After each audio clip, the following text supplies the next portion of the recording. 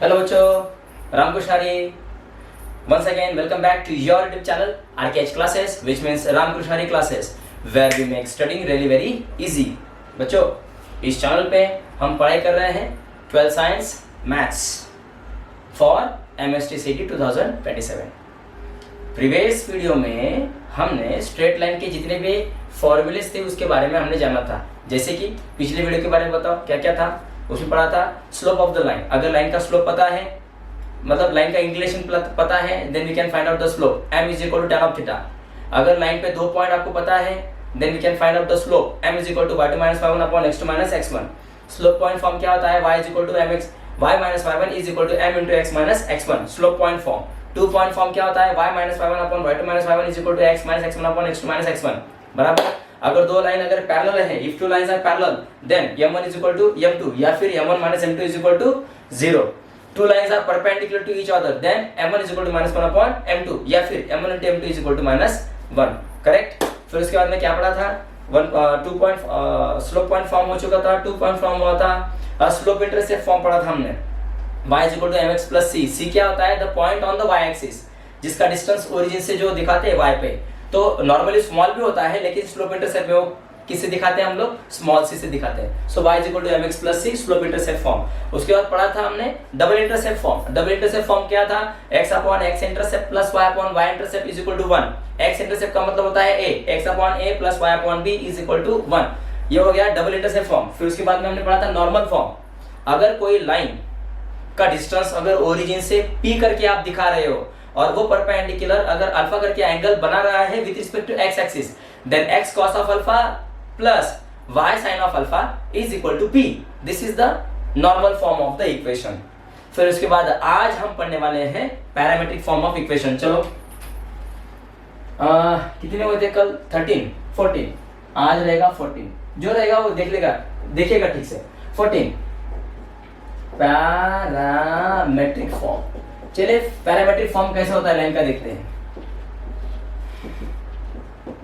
ये वाला x axis, ये y एक्सिस. ओके.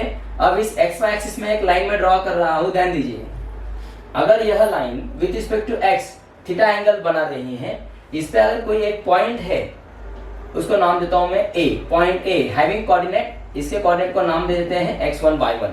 ओके. और यहां से r डिस्टेंस पे, यहां से r डिस्टेंस पे मैं एक पॉइंट ले रहा हूं p, जिसका कोऑर्डिनेट रहेगा x और y. यहां से r डिस्टेंस पे. समझ रहे हो? तो आपको करना क्या पता है क्या? इसको ट्रायंगल में शिफ्ट करो. कैसे? यहां से एक परपेंडिकुलर नीचे खींचो. अब यहां से एक परपेंडिकुलर इधर डालो, उसको पीछे एक्सटेंड करो. किया? देखो तो क्या बन रहा है यहाँ पे? क्या बना? ट्रायंगल. और एक बात गौर की आपने, ये परपेंडिकुलर y पे है. सो y पे अगर परपेंडिकुलर डाल रहे हो तो ये वाला परपेंडिकुलर और x एक्सिस दोनों में क्या हो गए? पैरेलल हो गए. So two lines are parallel. Third one is the transversal. तो यहाँ पे अगर एंगल थीटा है तो यह एंगल क्या आएगा? थीटा. अब बच्चों b का जो डिस्टेंस है y पे, b का जो डिस्टेंस है y एक्सिस पे कितना रहेगा? y देखो ना, पॉइंट b का जो डिस्टेंस है x एक्सिस से कितना आएगा ऊपर? y इतना. a का डिस्टेंस कितना है यहाँ तक? y1. सो y में से अगर y1 को कट किया जाए तो ये जो डिस्टेंस मिल रहा है आपको क्या दिख रहा है? y minus y1. समझ गए? उसी तरह से ये डिस्टेंस कितना आएगा? ये वाला इतना. कितना रहेगा? Do the same. b का पॉइंट x पे कितना दिखा रहा है? यहां से x इतना डिस्टेंस दिखा रहा है. और ये वाला कितना दिखा रहा है? x1 डिस्टेंस दिखा रहा है. तो यार x में से x1 को माइनस करो तो ये कितना बचेगा? x minus x1. ओके. अगर मैं दोबारा से ट्रायंगल ड्रॉ करूं आपको समझने के लिए, ये वाला हो जाएगा थीटा, ये वाला पॉइंट हो जाएगा b, ये वाला पॉइंट हो जाएगा a, इसको नाम दे दो c. तो ये क्या कहलाएगा? y minus y1. और ये क्या कहलाएगा? x minus x1. तो पैरामीट्रिक फॉर्म कैसे निकलेगा? अब एक काम करो, इस ट्रायंगल में ये राइट एंगल ट्रायंगल बन गया यहाँ पे. इस ट्रायंगल में ट्रिग्नोमेट्रिक रेशियो का यूज करो. जैसे साइन थीटा क्या होगा इसके लिए? ये तो 90 बन जाएगा इधर. साइन थीटा अपोजिट साइड कितनी है? y minus y1 upon hypotenuse. 90 के सामने वाला हाइपोटेनस होता है, क्या है वो? r. तो r को शिफ्ट करो इधर. देयरफॉर r साइन को नीचे लेके आओ. y minus y1 upon sine of theta. चलो ये एक फॉर्म हो गया। उसी तरह से कॉस का यूज करो, साइन किया था ना, अब कॉस ले लो, एंड कॉस क्या आएगा, cos of theta is equal two adjacent upon hypotenuse. Adjacent क्या हो जाएगी, x माइनस x1, हाइपोटेनस क्या रहेगा r। सो r को शिफ्ट करो इधर, therefore r is equal to x minus x1 upon cos of theta. ये क्यों कर रहे हैं हम लोग, सीडी की जो एग्जांपल्स है वो हमें बराबर टाइम ड्यूरेशन में ही सॉल्व करने हैं। आई थिंक कितना टाइम होता है, 1 मिनट 48 सेकंड में एक क्वेश्चन सॉल्व होना चाहिए, या फिर उससे कम टाइम में सॉल्व होना चाहिए। वो प्रैक्टिस करनी है हमें, और करेंगे डेफिनेटली। देखो तो एक वाला ये हो गया और ये वाला ये हो गया, इसका LHS भी R है, इसका भी LHS क्या है R, तो दोनों के LHS R सेम है, तो ट्रांजिटिविटी प्रॉपर्टी क्या कहलाएगी, ये दोनों के दोनों सेम हो गया ना। फिर देयरफॉर क्या लिख सकता हूं मैं, यहाँ पे देखो, देयरफॉर मैं ऐसे लिख सकता हूं y minus y1 upon sine of theta is equal to x minus x1 upon cos of theta is equal to r। अरे यही तो होता है पैरामेट्रिक फॉर्म बच्चों। नोटबुक उठाइए, लिखिए, मैंने सीडी की प्लेलिस्ट सेपरेट बनाई है, जाके वहां पे देखिएगा, और बोर्ड्स की भी चल रही है। बोर्ड्स की जो वीडियोस है वो अलग से है, इसकी प्लेलिस्ट मैंने अलग से बनाई है। कौन सा फॉर्म होगा ये, पैरामेट्रिक फॉर्म। बस लास्ट टॉपिक ये हो गया, फिर हम जाएंगे एग्जांपल की ओर। आज के इस वीडियो में इसका काम तमाम हो जाएगा, काम तमाम फिनिश। हाँ क्या बोला मैंने, पैरामेट्रिक फॉर्म क्या निकाला था, y माइनस y1 अपॉन, बोलिए, sine of theta is equal to x minus x1 upon cos of theta is equal to, इधर क्या आएगा r। या फिर एक काम करो, ये वाला हो गया, ये पैरामेट्रिक फॉर्म, और आगे चलो, इसको और इसको ज्वाइन करो, theorem of equal ratio, y minus y1 upon sine theta is equal to r, या फिर x minus x1 upon cos of theta is equal to r। अब क्या करोगे, साइन थीटा इधर ले लो, देयरफॉर तो क्या हो जाएगा, इसका ब्रैकेट हटाओ, y minus y1 is equal to r sine of theta, therefore y is equal to y1 को इधर लेके आओ, y1 plus r sine of theta, ये ऐसे ही बनेगा। तो आप बोलोगे सर ये क्या है, अरे वो जो लाइन खींची थी उस लाइन पे आपको एक पॉइंट पता था, x1 y1 के कोऑर्डिनेट आपको देके रखेंगे, उसके बाद एंगल भी देके रखेंगे, लेकिन r डिस्टेंस पे जो आपने पॉइंट लिया था वो अननोन वाला पॉइंट x और y वो पता नहीं था, लेकिन डिस्टेंस पता था r। तो आपको r पता है, एंगल पता है, एक पॉइंट पता है यार, तो ऐसा कॉम्बिनेशन करो, आपको वो अननोन y मिल जाएगा, समझे। उसी तरह से वैसे यहाँ पे वैसे ही करो, therefore x minus x1 is equal to r cos of theta, x1 को लेके आओ इधर, therefore x1 is equal to x1, x is equal to x1 plus r cos of theta. तो दिस इज पैरामेट्रिक फॉर्म। अब आगे चलेंगे, अब next topic है general form. General form of equation of line, यार इजी आपको पता है क्या होता है general form, ax plus by plus c is equal to 0, ये जनरल फॉर्म हो गया बेटा। अब यही जनरल फॉर्म हम इसको डिफरेंट फॉर्म में दिखा सकते हैं, कैसे, देखिए, केस 1 ध्यान में रखो, केस 1 क्या, if b is equal to 0। अब आप इसमें क्या कर रहे हो, y का जो कोएफिशिएंट है b, आप उसको 0 पुट कर रहे हो, and a does not equal to 0, लेकिन a 0 नहीं है, मतलब आप हर बार यहाँ पे a की वैल्यू कुछ भी ले सकते हो, लेकिन b की वैल्यू आपको 0 डालनी है। तो ये क्या हो जाएगा, देयरफॉर ax प्लस b की वैल्यू अगर 0 पुट की तो ये 0 हो जाएगा, मतलब y का कोऑर्डिनेट हमेशा क्या रहेगा, 0, plus c is equal to 0, लस्सी नहीं plus c, therefore ax is equal to c को इधर लेके आओ, 0 minus c is minus c, therefore x is equal to minus c by a। अरे ये तो x is equal to something दिखा रहा है, तो हमें पता है जो लाइन y को पैरेलल होती है उसका इक्वेशन क्या आता है, x is equal two plus और माइनस a। देखो ना फिर, देयरफॉर दिस इज द, या फिर this is the equation of line parallel to y axis. ये तो लाइन का इक्वेशन हो गया, कौन सी वाली लाइन, जो x को क्या रहेगी, पैरेलल। अब ये डिपेंड करता है c की वैल्यू क्या है और a की वैल्यू क्या है। अगर c और a की वैल्यू अगर पुट की और x is equal to positive आता है तो y को पैरेलल रहेगी, लेकिन कौन सी साइड में, RHS में। अगर c और a की वैल्यू पुट अप करने के बाद अगर वैल्यू नेगेटिव आ रही है तो x is equal to minus a आएगा। तो समझ लीजिए y को पैरेलल है, लेकिन कहां पे, LHS में। ओके, यहां तक बात ध्यान में आई। ओके, वीडियो पॉज करो, इतना जल्दी फटाक से लिखो।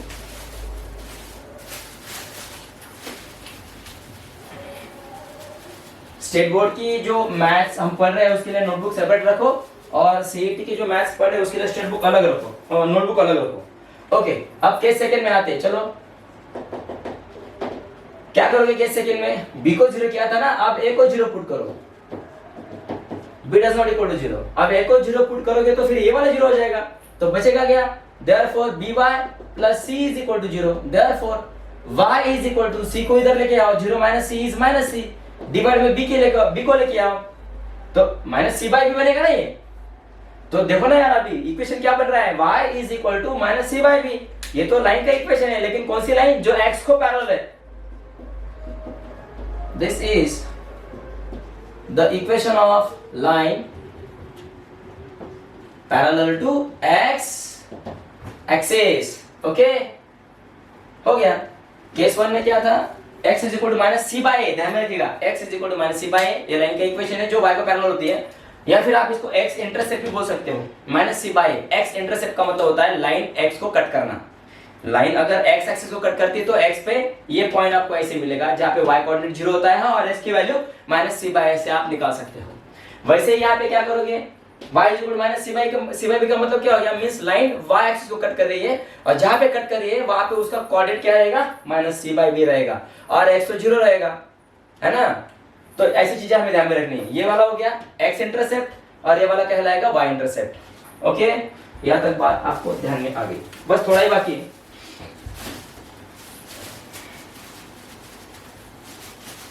पिछले 2 वीडियोस में हमने सीटी के एग्जांपल्स सॉल्व किए थे, उसमें टाइम मैंने वहां पे डीपली समझाया है, इसलिए टाइम वहां पे ज्यादा लगा है। तो आप सोचोगे सर इतना टाइम लगाओगे तो फिर सीटी में तो कम टाइम होता है, कैसे सॉल्व करेंगे? वो चिंता मत कीजिए, मैं आपको बराबर करके बताऊंगा उसको। केस थर्ड में चलते हैं। अब मान लीजिए ना a 0 है ना b 0 है, अब दोनों ही 0 नहीं है। If a does not equal to 0, b does not equal to 0, then तो क्या हो जाएगा? ax plus by plus c is equal to 0। अब एक काम करो, इसको स्लोप इंटरसेप्ट फॉर्म में ट्रांसफर करो। स्लोप इंटरसेप्ट फॉर्म क्या होता है? y is equal to mx plus c, तो y की टर्म यहाँ पे रखो। Therefore by is equal to c को इस वाले साइड में ट्रांसफर करो, इसको भी ट्रांसफर करो, माइनस ax माइनस c ऐसे आएगा। अब डिवाइड में क्या करोगे? b को ले लो, minus ax minus c upon b को नीचे ले लो। अब एक काम करो, b को दोनों टर्म में सेपरेट दे दो। Therefore minus a by b ये सेपरेट हो जाएगा, into x plus minus c by b। देखो तो y is equal to m x plus c, slope intercept form में ये ट्रांसफर हो गया। ओके, तो ऐसे करना है, जल्दी इसको लिख लो। चलो बेटा नॉर्मल फॉर्म देखते हैं। नेक्स्ट आप बोलोगे सर नॉर्मल फॉर्म तो हो चुका है, अरे जनरल इक्वेशन से निकाल रहे हैं हम लोग। कैसे? ध्यान दीजिए, इधर हमें फॉर्मूला चाहिए। We have ax plus by plus c is equal to 0 है ना। देयरफॉर एक काम करो, ax प्लस by, c को इधर लेके आओ, c तो नेगेटिव बन गया। अब एक काम करो, इस वाले c को या इसको पॉजिटिव करो, तो आप क्या करोगे? दोनों साइड में नेगेटिव से मल्टीप्लाई करोगे, multiplying both sides by negative, then तो क्या हो जाएगा? ये वाली टर्म नेगेटिव बन जाएगी, minus a into X minus b into Y, तो पॉजिटिव हो जाएगी। अब एक काम करो, डिवाइड में square root of a square plus b square से डिवाइड कर दो। कैसे? देखो यहाँ पे, let minus a upon square root of a square plus b square into X minus b upon square root of a square plus b square, इसको भी divide में दे दो, इंटू y, और इसको भी दे दो square root of a square plus b square. अब एक काम करो, अगर मैं नॉर्मल के साथ कंपेयर करूं, कंपेयर विद नॉर्मल फॉर्म क्या होता है? cos of alpha into X sine of alpha into Y is equal to P. तो आप कंपेयर करो यार, आपको दिख जाएगा इधर। देयरफॉर मतलब अगर इसकी टर्म अगर मैच की जाए, x यहाँ पे cos अल्फा, यहाँ पे minus a upon square root of a square plus b square, मतलब cos ऑफ अल्फा क्या हो गया? Minus a upon square root of a square plus b square. Sine of alpha क्या हो गया? Minus b upon square root of a square plus b square. और p की value क्या हो गई? अगर इसको आप लोग कंपेयर करोगे नॉर्मल के साथ में, तो आपको दिखाई देगा कि p कौन है यहाँ पे? c upon square root of a square plus b square. देखो तो अगर आपके पास जनरल फॉर्म है, a पता है, b पता है, c पता है, minus a upon square root of a square plus b square करो तो आपको cos अल्फा मिल जाएगा। Minus B upon square of A square plus B square करो तो साइन ऑफ अल्फा मिल जाएगा, C upon square of A square plus B square किया तो पी मिलेगा। तो इस यहां से ये वैल्यू उठाओ और ऐसे पुट अप कर दो, हो गया नॉर्मल फॉर्म। ओके, तो 11th में जितनी भी सारे लाइंस के फॉर्मूले थे हमने आज कंप्लीट किए हैं। वीडियो पॉज करो और लिख लो। ओके, अब देखिए क्या है आगे, 2-3 फॉर्मूले बचे हैं, उसको भी कर लेते हैं। एक बार अगर हो जाए तो फिर हमेशा आपका जो टेंशन है खत्म हो जाएगा हमेशा के लिए। अब next topic, acute angle between two intersecting lines. Handwriting समझ रही बेटा? Acute angle between two intersecting lines कैसे? मान लीजिए दो लाइंस एक दूसरे में इंटरसेक्ट कर रहे हैं तो उसके बीच का जो एक्यूट एंगल है वो कितना रहेगा। अब एक लाइन की इक्वेशन को क्या बोलोगे, a1x plus b1y plus c1 is equal to 0। दूसरे वाले को क्या बोलोगे, a2x plus b2y plus c2 is equal to 0, ऐसे बोलोगे ना। तो हाँ, इसके स्लोप को क्या बोलोगे, m1, और इस वाले लाइन के स्लोप को क्या बोलोगे, m2। तो एक्यूट एंगल कैसे निकलता है पता है, tan of theta is equal to mod of m1 minus m2 upon m1 1 plus m1 into m2। ध्यान में रखिएगा, जिन दो लाइंस इंटरसेक्टिंग लाइन का आपको एक्यूट एंगल निकालना है तो पहले लाइन का स्लोप पता होना चाहिए और दूसरे वाली लाइन का भी स्लोप पता होना चाहिए, और यह फॉर्मूला यूज करके हम लोग क्या निकाल सकते हैं, एक्यूट एंगल निकाल सकते हैं। ओके, यहाँ तक बात ध्यान में। आगे चलिए, केस 1 देखो मैं क्या लिख रहा हूं, if L1 parallel to L2, मान लीजिए दोनों लाइन पैरेलल है तो क्या आएगा, उनके दोनों का स्लोप क्या रहेगा, m1 is equal to m2। Therefore इस वाली लाइन का स्लोप क्या डाल सकते हो आप लोग, यहां से पहले लाइन का स्लोप क्या लिखोगे, minus a upon B minus a1 upon b1 is equal to दूसरे वाली लाइन का स्लोप क्या डालोगे, minus a2 upon b2, minus minus cancel हो जाएगा तो क्या बचेगा, a1 upon b1 is equal to a2 upon b2। Okay, अब एक काम करो, b2 को इधर मल्टीप्लाई करो, b1 को इधर मल्टीप्लाई करो तो मिलेगा क्या, a1 b2 a2 b1। Therefore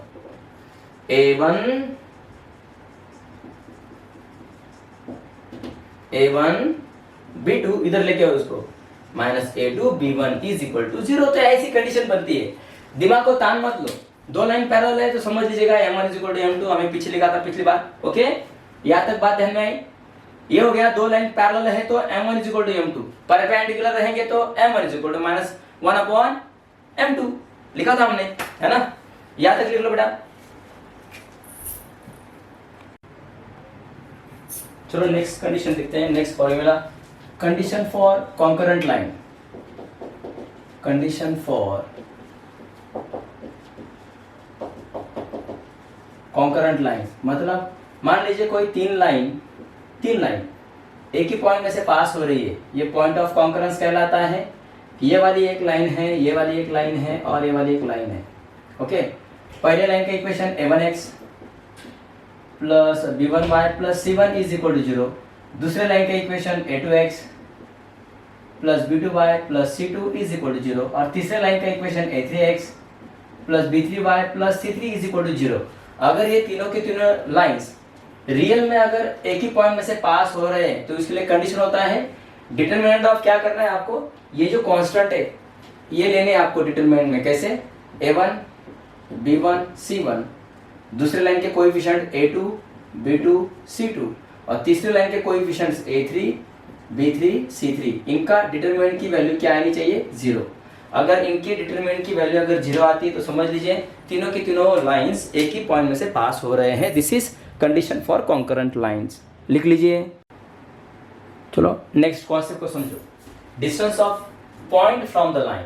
मान लीजिए कोई लाइन है, एक एक्स प्लेन निकाल लेता हूं, x डैश y डैश। अब कोई लाइन मान लीजिए ऐसी है, अब इस लाइन का इक्वेशन लिख रहा हूं मैं यहाँ पे ax plus by plus c is equal to 0, ऐसी एक लाइन है।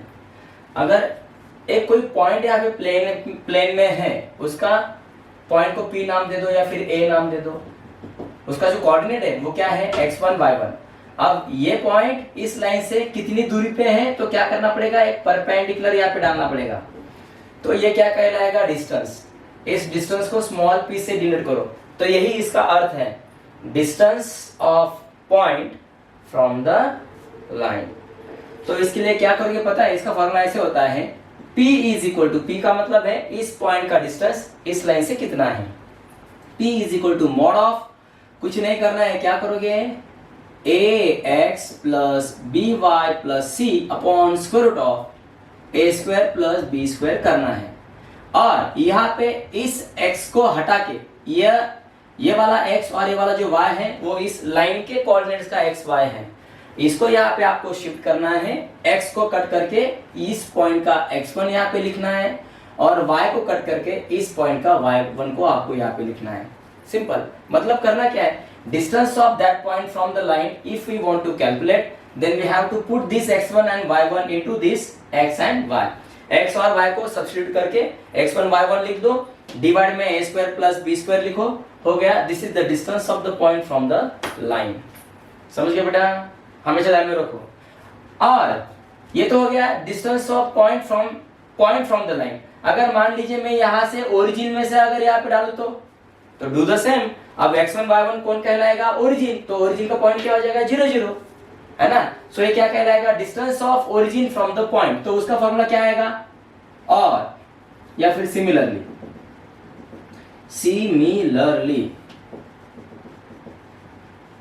Distance of point from origin, या फिर डिस्टेंस ऑफ लाइन, ऐसे बोलो, distance of line from origin, तो क्या हो जाएगा, फॉर्मूला वही रहेगा। अब p इसको मान लो, p is equal to mod of a, अब x1 y1 तो ये आपने पुट किए थे ना, अब क्या पुट करोगे, 0 0, so a into 0 plus b into 0 plus c upon square root of a square plus b square. अब मुझे बताओ a इंटू 0 क्या आ जाएगा, कट, b इंटू 0 कैंसिल, तो क्या बचेगा, c upon square root of a square plus b square. हो गए दो फॉर्मूले। Distance of point from the line क्या होता है, p is equal to mod of ax1 plus by1 plus c divide by square root of a square plus b square. और distance of origin from the line क्या होता है, p is equal to square root of small c upon square root of a square plus b square. हो गया, है ना, जल्दी लिखो बेटा इसको। ओके बच्चों, तो नेक्स्ट वीडियो में मिलेंगे, न्यूमेरिकल सॉल्व करेंगे हम सब क्या है, स्टूडेंट्स, मैं भी आपके साथ में हूँ। तो लेकिन जब प्रैक्टिस करेंगे तो क्या करेंगे, टाइम काउंटिंग लगा देंगे कि कितने टाइम में हम उसे सॉल्व कर रहे हैं। ओके, मिलेंगे नेक्स्ट वीडियो में, तब तक के लिए रामकृष्ण हरी, जय हरि, जय शिवराय, जय शंभराज बेटा, बाय बाय, टेक केयर।